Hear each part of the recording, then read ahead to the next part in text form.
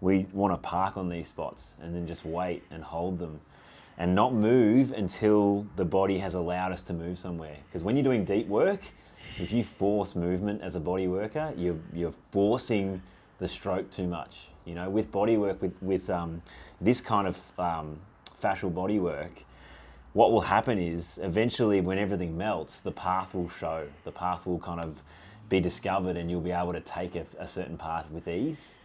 So with this stuff, we're always getting consent. We don't want to force anything. Even though we're applying a lot of weight, it's not forceful, it's tactful. Okay, so this is all the stuff that we teach in our course. But when we're showcasing stuff on YouTube, we need to, kind of lean into it to ensure that if there's budding practitioners out there doing this work, that they're following our principles. G'day guys, Aaron here from MMT. Today we're talking about the serratus posterior superior. So you might think that looks like a rhomboid, but you're actually wrong because that's actually cut the rhomboid and it's deeper than that. So why I've been thinking about this muscle is sometimes when we do our upper back sequence here, I've got Ninja as my beautiful model today. Sometimes when you do the upper back sequence, people say they can feel stuff going down the arm. And I always thought, you know, I know the rhomboid trigger points, I know the trap trigger points, and none of them really typically go down the arm. But then I found this guy here, which is in the same area. And check out the referral patterns. So into the shoulder blade, down the arm, into the pinky here, and into the inside of the hand, which is what people generally get on the underside of their arm. And so it just made me think these are the people with probably trigger points in this muscle here, which the function of this muscle is to help with inhalation. So if you can see where it attaches to the spinous processes and the second to fifth ribs. When they shorten, it's actually going to pull the upper ribs up a little bit to help the lungs fill when we're breathing. So maybe these people aren't using their diaphragm properly, not breathing properly, so really over-reliant on these muscles working hard. Therefore, they've got trigger points in them and therefore they've got pain, okay? So we're going to show how to get into them. So I think generally, roughly, it's kind of this section in here. Okay, so I'm not going to show you all our warm-up strokes today. I'm just going to show you how we would get into it with a forearm blade or an elbow. Now keep in mind, you have to go pretty deep here to get these because it's underneath the skin, underneath the mid-trap, underneath the rhomboid, and then deep onto the rib cage. So I'm going to say that's my landing target there. So what I'm going to do is get my forearm here, and I'm just going to slowly sink into this tissue here, and we've got to go at the rate that the client can handle it, that the tissue is unraveling, and we want to hook deep onto one of those ribs. I actually love this mirror in my room just so I can kind of see the angles and to see that where my force is being applied. Like looking at yourself in the mirror, mate? Yeah. It's got lipstick all over it. Love bites on the mirror. Love bites on the mirror. All right, Ninj. How are we feeling here, mate? Yeah. Money? It's deep. Yeah. It's Deep money, yeah? Deep in there. Deep in there. So you just got to have empathy when you're doing this stuff because you're going through a lot of other tissue, other tissue that can have trigger points in it, all right? And so, like I said, we probably would have done 20 minutes of treatment here just warming up these tissues first before just hooking in like this. But if you do suspect that these are the muscles that actually are responsible for what's going on, then within reason, within the realms of our person not being pushed through too much pain, we want to park on these spots and then just wait and hold them and not move until the body has allowed us to move somewhere. Because when you're doing deep work, if you force movement as a body worker, you're forcing the stroke too much. With body work, with this kind of fascial body work, what will happen is eventually when everything melts, the path will show. The path will kind of be discovered and you'll be able to take a certain path with ease. So with this stuff, we're always getting consent. We don't want to force anything. Even though we're applying a lot of weight, it's not forceful, it's tactful. Okay, so this is all the stuff that we teach in our course. But when we're showcasing stuff on YouTube, we need to, kind of lean into it to ensure that if there's budding practitioners out there doing this work, that they're following our principles. How is it on the receiving side there, Ninj?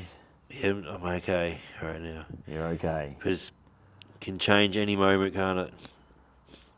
What's the experience for you there? What does it feel like? I just feel like it's down at rib level. Yeah. I'm pretty calm at the moment, and just because of the pace. And when I feel new rib come up, I can feel tendons getting worked. Yeah. And that's therapeutic. Yeah, because you're in deep, but I can handle it because you're going so slow. I think that's cool.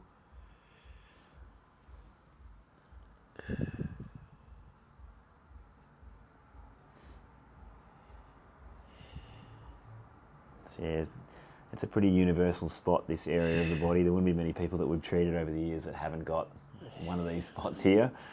So it can, cause headaches, shoulder pain, especially people that have probably been cued by personal trainers to have that real military posture, shoulders back and down. This area can be quite closed off. The scapula's kind of stopped articulating with the rib cage, which is what it's meant to do.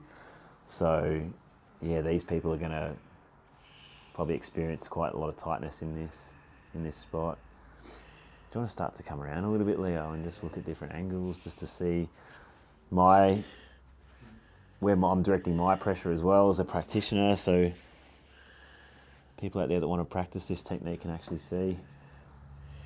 I might actually come out of that no ninja and do your other side though, just to even you out a little bit. I know you're absolutely excited as heck for that, aren't you? So Yeah. just going to come slowly out of that, and then there'll be a nice red mark there. You can see the amount of blood flow that's in that region now, which is pretty cool. But I just want to even him up now because I can kind of tell that this side needs a little bit of work. So, yeah.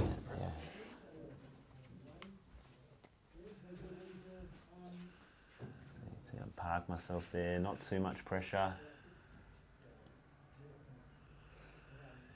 And then just drive into that spot. I actually feel like there's maybe a little bit more on this side now. Yeah, certain. You getting that too, yeah? Yeah. An interesting story about this left-hand side of the rib cage on a lot of people, just because of our organ structure and the way our diaphragm is bigger on the right-hand side. Generally, people are more open on their left rib cage, especially the upper left rib cage.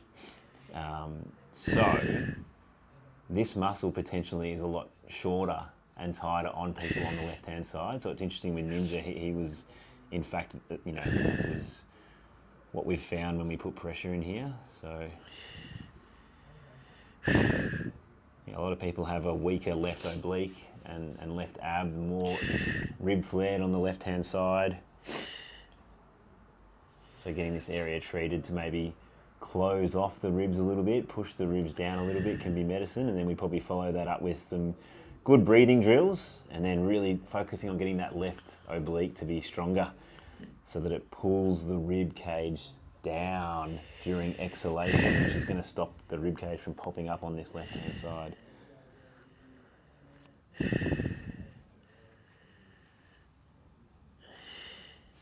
man.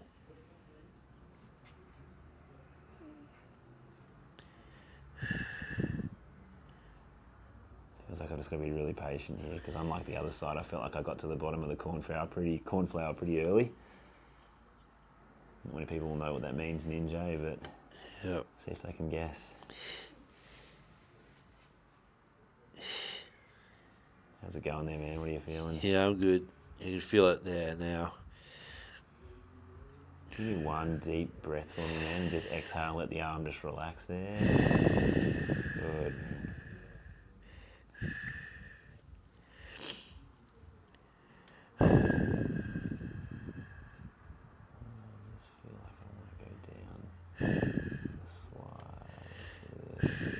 Just there.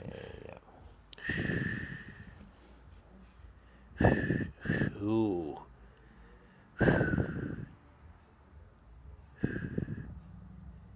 Ooh. What have we got there, Ninja? Just, feels like some old scar tissue in that blade. Old pain. Yeah.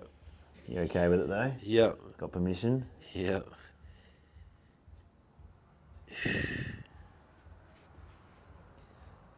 Viewers here, I've got another mirror here. Have a look at that. I'm just, actually, I know where my mirrors are because I like looking at where my angles are. So even though the Ninja thinks I'm having a gaze at myself, which sometimes I do, I like to see that my angle is out into that shoulder blade there. Yeah. If Ninja is willing to put his head up, he can see what I mean, but I don't think he wants. Nah. Nah. Too much? Yeah. Let's wait. Wait till it comes out on video. Yeah. Whoa, that one there. I'm just tracing down the scapula here, man. Yeah. There's gold on this side. Gold.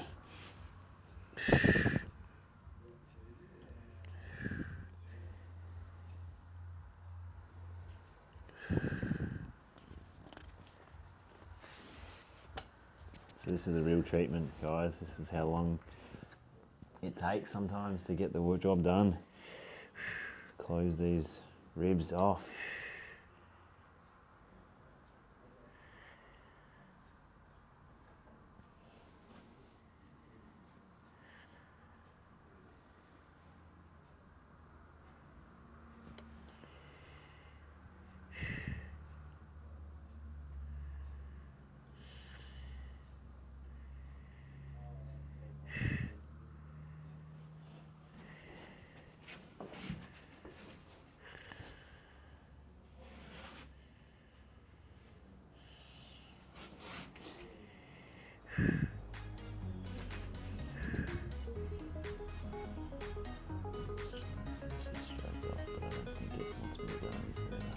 What are you feeling there, Ninja? Do you want me to keep taking that down, or you feel like that's done there?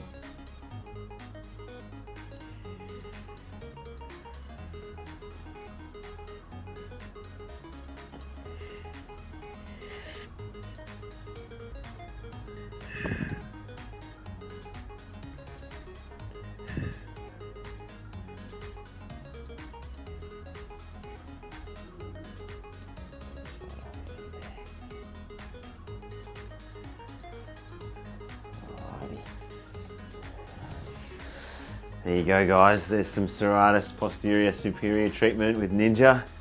Enjoy it. Bright. Have a good day, guys. We'll see you tomorrow. Wow. Bye.